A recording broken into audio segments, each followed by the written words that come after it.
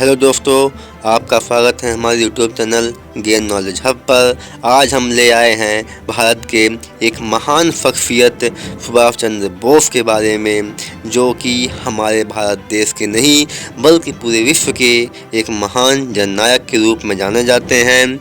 आज हम इनके बारे में पढ़ेंगे और समझेंगे किस प्रकार इन्होंने आज़ाद हिंद फौज की गठन किया, समझे कि नहीं। इनके रहस्यमयी मौत के बारे में पढ़ेंगे और इनके जो एक नारा था सभी लोग जानते हैं, तुम मुझे खून दो मैं तुम्हें आज़ादी दूंगा। अर्थात इनका ये मानना था कि जो आज़ादी है, जो स्वतंत्रता है, जो कोई भी बड़े बड़े काम है वह बिना खून गिराए, बिना खून बहाए, बिना पसीना बहाए संभव नहीं है।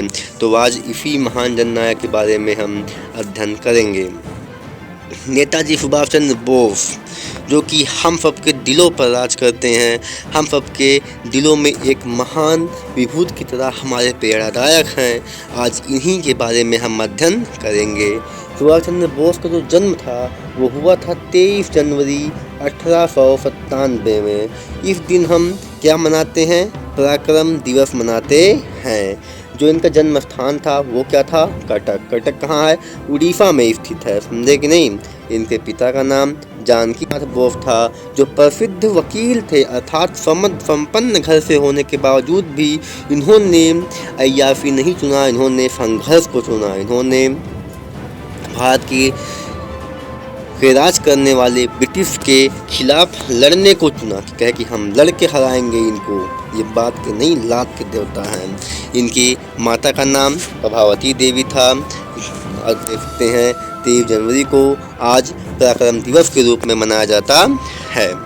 इनकी जो प्रारंभिक शिक्षा थी वो ध्यान दीजिए आप लोग।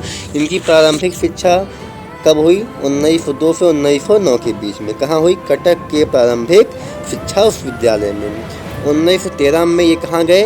रिवेनाफा कॉलेजिएट स्कूल में गए, जो कटक कहाँ स्थित है? कटक पर स्थित है। वहाँ से उन्होंने मैट्रिक अर्थात 10 की परीक्षा पास की। 1915 में प्रेसिडेंसी कॉलेज कोलकाता में प्रवेश लिए। कहाँ की प्रवेश? प्रेसिडेंसी कॉलेज, जो कहाँ पे है? कोलकाता में स्थित है।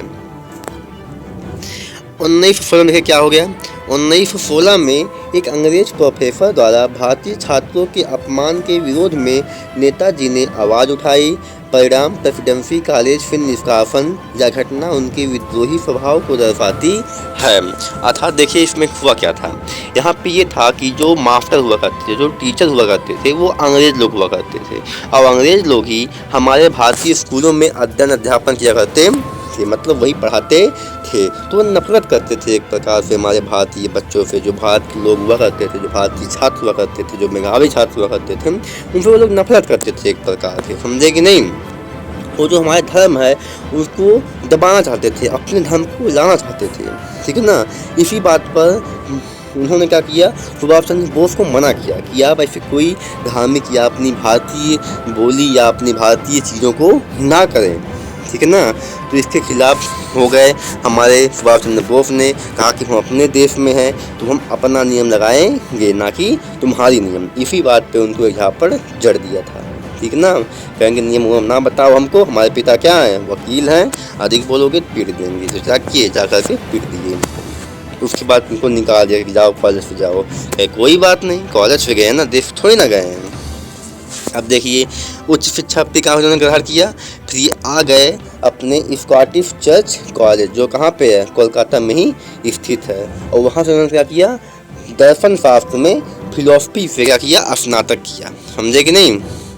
आगे देखते हैं हम ICS की परीक्षा, जो कि महत्वपूर्ण परीक्षा मानी जाती है उस समय भारत में।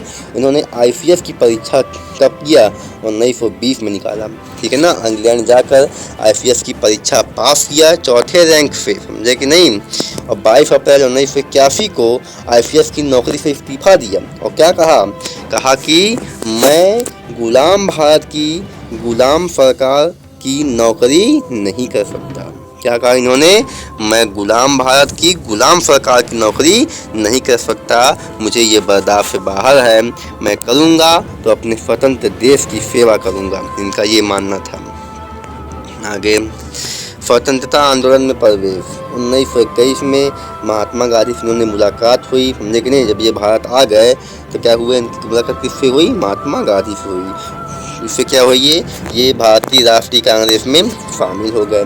1924 में कोलकाता नगर निगम के CEO बने, ठीक है ना। और चित्तरंजन दास के साथ कार्य किए। चित्तरंजन दास भी क्या थे, बहुत ही बड़े क्रांतिकारी थे। जेल क्या हुआ, अब भाई देखिए आंदोलन में सक्रिय हो गए हैं, समझे कि नहीं, महात्मा गांधी के साथ आ गए हैं। क्या होते हैं ये, 1925 में गिरफ्तार कर लिए जाते हैं और गिरफ्तार करके इनको बर्मा भेज दिया जाता है, मांडले जेल में, समझे कि नहीं। क्यों, क्योंकि ये विरोधी स्वभाव के थे, इनकी स्पीचेस, इनके भाषण बहुत प्रभावशाली थे, ठीक है ना। जहाँ भी स्पीच थे लाखों की भीड़ उमड़ पड़े, ठीक है। प्रभावशाली व्यक्तित्व था इनके अंदर। एक तो सबसे सम्मानित परीक्षा ICS की परीक्षा को उन्होंने त्याग पत्र देकर आया था, समझे कि नहीं। तो क्या किया, लोग इनको मांडले बहुत ही दूर भेज दिया। फिर क्या हुआ, 1930-31 की समय आता है, उस समय भारत में सविनय अवज्ञा आंदोलन चलता है। फिर इनको जेल हो जाती है और जेल में स्वास्थ्य बहुत खराब हो जाता है, जिसके कारण से इनको अंग्रेज लोग रिहा कर देते हैं कि आप जाइए। अब देखिए इन्होंने क्या करते हैं, कांग्रेस अध्यक्ष 1938 में हरिपुरा अधिवेशन होता है, हरिपुरा में एक अधिवेशन होता है 1938 में, और उस समय क्या करते हैं, ये पहली बार कांग्रेस के अध्यक्ष बनते हैं। और दूसरी बार 1939 में त्रिपुरी अधिवेशन होता है और दूसरी बार भी अध्यक्ष चुने गए, लेकिन गांधी जी से वैचारिक मतभेद बढ़ने के कारण ये इस्तीफा दे दिए, अध्यक्ष पद से इस्तीफा दे दिया। अर्थात जो कांग्रेस थी उसका हर वर्ष हर जगह नए नए स्थानों पर देश के अधिवेशन हुआ करता था। तो जो हरिपुरा अधिवेशन है वह हुआ और उसमें एक कैंडिडेट के रूप में सामने आए कौन, सुभाष चंद्र बोस, और ये निर्विरोध जीत गए। लेकिन दूसरी बार क्या हो गए, इन्होंने जीत हासिल की, लेकिन उसमें गांधी जी से थोड़े अनबन होने के कारण, वैचारिक मतभेद होने के कारण इन्होंने इस्तीफा दे दिया और इस्तीफा दे करके अपना फॉरवर्ड ब्लॉक की जब गठन किया, स्थापना किया उसका, कब, 29 अप्रैल 1939 को ही। आगे नज़रबंदी और ऐतिहासिक पलायन। 2 जुलाई 1940 को अंग्रेजों ने इन्हें नज़रबंद कर दिया, समझे कि नहीं। क्यों, क्योंकि ये फॉरवर्ड ब्लॉक के जरिए बड़े बड़े क्रांतिकारियों की मदद करते थे तथा खुद ही क्रांतिकारी आंदोलनों में भाग लेना शुरू कर दिए थे। 17 जनवरी 1941 को क्या कर दिए, भेष बदल करके घर से फरार हो गए और अपना नाम क्या रखा उस समय, मोहम्मद जियाउद्दीन, नाम बदल करके, भेष बदल करके घर से ही फरार हो गए। आगे उसके बाद कहाँ गए ये सीधे निकल गए जर्मनी पहुँचे। कब तक, 1941 से 1943 तक कहाँ रहे ये, जर्मनी में रहे। फ्री इंडिया सेंटर की स्थापना की, कहाँ पर, जर्मनी में, और आज़ाद हिंद रेडियो भी शुरू किया वहीं से। उसमें क्या थी, इंग्लैंड और जर्मनी में एक प्रकार से दुश्मनी थी, दोनों लोग दुश्मन थे एक दूसरे के, समझे कि नहीं। तो भारत में किसका शासन था, भारत में इंग्लैंड वालों का शासन था और जर्मनी लोग क्या थे, उनके विरोध थे। तो जो हमारे सुभाष चंद्र बोस है वो कहाँ पहुँच गए, सीधे वो पहुँच गए जर्मनी एडोल्फ हिटलर से मिलने, और उससे मुलाकात करने के बाद क्या है, उन्होंने एक सेना तैयार की जिसे आज हम आज़ाद हिंद फौज के नाम से जानते हैं। जापान और आज़ाद हिंद फौज 6 जुलाई 1943 को ये सिंगापुर पहुँचे, समझे कि नहीं। अर्थात वहाँ से हिटलर से मिलकर, हिटलर से सहायता लेकर के कहाँ आए, सीधे जापान आ गए।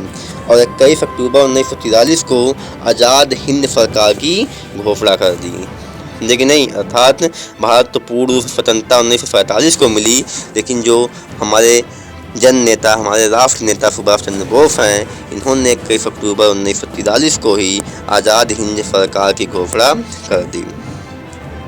अंडमान निकोबार देखते हैं, हमारा जो अंडमान निकोबार द्वीप है जिसकी राजधानी क्या है, पोर्ट ब्लेयर, दे जानते हो ना।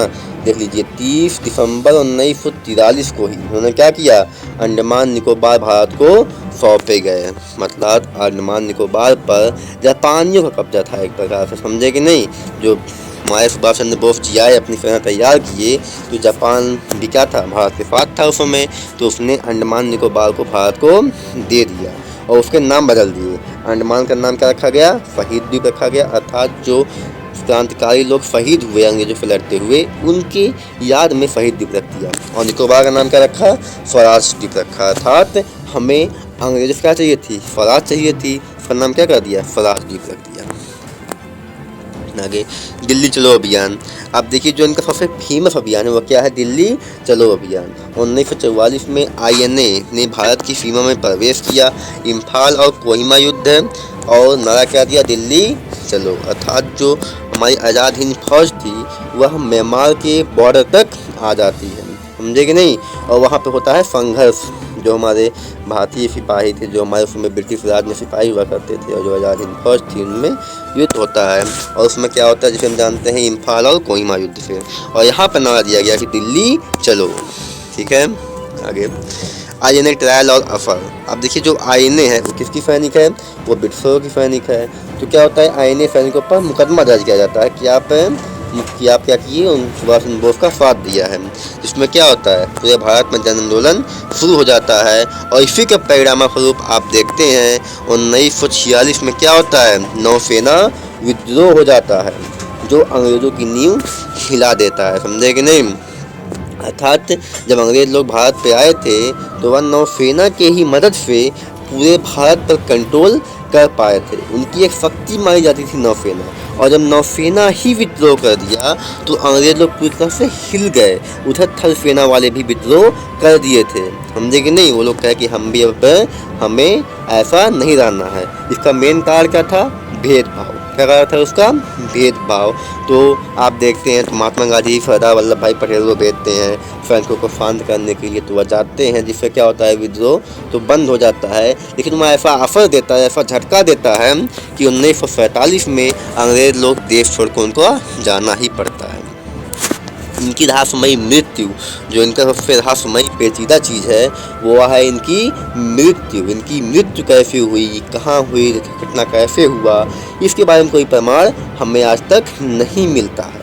तो इनका मृत्यु कब हुई थी, 18 अगस्त 1945 को ताइवान में विमान दुर्घटना का दावा। कहा था जो ताइवान से वो निकले थे, वो ताइवान गए थे, ताइवान से जापान की सेना द्वारा, मतलब जो ताइवान था उस पर जापान का कब्जा था, समझे कि नहीं। इस समय तो ताइवान से निकले, उड़ान भरे, कहाँ जा रहे थे कुछ नहीं पता है, कैसे जा रहे थे कुछ नहीं पता है, उनके साथ कौन थे कुछ नहीं पता है, लेकिन विमान से जा रहे थे तो दुर्घटना हो जाता है। इसका कोई ठोस प्रमाण भी नहीं है, कोई सरकारी फाइल दस्तावेज भी नहीं है। लेकिन ये सवाल तब भी जिंदा रह गया कि क्या 18 अगस्त 1945 के बाद नेताजी जीवित थे, जिसका जवाब आज तक किसी के पास भी नहीं है। लेकिन हम लोग मानते हैं कि एक देश के लिए, एक महान राष्ट्र के निर्माण के लिए नेताजी सुभाष चंद्र बोस की मृत्यु 18 अगस्त 1945 को वह देश के लिए लड़ते लड़ते शहीद हो गए। देखिए इनके सम्मान में और विरासत 23 जनवरी क्या मनाया जाता है, पराक्रम दिवस मनाया जाता है। INA का नारा अर्थात जो आज़ाद हिंद फौज थी उसका नारा क्या था, जय हिंद। वो आज क्या बन गया है, वह बन गया है सेना का अभिवादन। लोग बोलते हैं जय हिंद, वही सब। और नेताजी का काम क्या था, साहस, बलिदान और राष्ट्र भक्ति। इनमें ये तीनों गुण कूट कूट के भरे हुए थे। साहसी भी थे, बलिदान दे ही दिया इन्होंने देश के लिए, और राष्ट्र भक्ति सबसे उच्च के लिए था। नेताजी सुभाष चंद्र बोस इतिहास के पन्नों में बंद नहीं बल्कि हर भारतीयों के खून में जिंदा हैं, और ये बात हकीकत है। हमारे जो नेताजी सुभाष चंद्र बोस हैं वह इतिहास के पन्नों में उन्हें बंद नहीं रखना चाहिए, वो हर भारतीयों के खून में जिंदा होने चाहिए। नेताजी सुभाष चंद्र बोस एक व्यक्ति नहीं, एक विचार थे जो कभी नहीं मर सकता। और आप देखते हैं आज भी उनके विचार, उनके जो बातें हैं, उनकी जो जज्बातें, जो उनकी किताबें हैं वो हमारे दिलों पर राज करती हैं। हम आज भी सुभाष चंद्र बोस का नाम सम्मान से लेते हैं। गेन नॉलेज हब आपका अपना यूट्यूब चैनल है, इसको अधिक से अधिक क्या करिए, आप लोग शेयर करिए और लाइक करिए और चैनल को सब्सक्राइब करते रहिए और सीखते रहो, बढ़ते रहो। जो हमारा स्लोगन आप लोग देख सकते हैं। इसी प्रकार हम देश में चल रहे एक विवाद UGC के बारे में, किसके बारे में, UGC के बारे में जल्द ही वीडियो लेके आने वाले हैं। जो कानून 2026 में आया है UPG का, जो उसमें बड़े बदलाव किए गए हैं, जो उसमें भेदभाव, आरक्षण, FT जनरल का मामला है, उन सभी को हम जल्द ही आपके गेन नॉलेज हम पर प्रस्तुत करने वाले हैं। धन्यवाद।